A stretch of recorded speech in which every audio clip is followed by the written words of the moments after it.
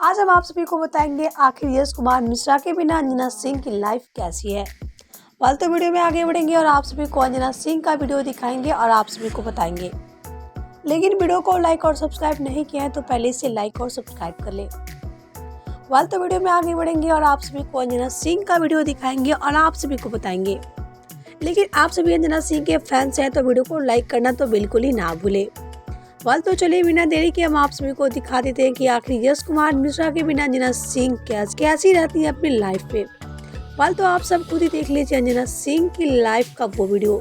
और आप सभी को अंजना सिंह का ये वीडियो देखकर कैसा लगा हम नीचे कमेंट बॉक्स में बताना बिल्कुल ही ना भूलें। अब बात करेंगे अंजना सिंह के फैन फॉलोइंग के बारे में तो आप सब खुद ही देख सकते हैं कि अंजना सिंह की फैन फॉलोइंग करोड़ों में है।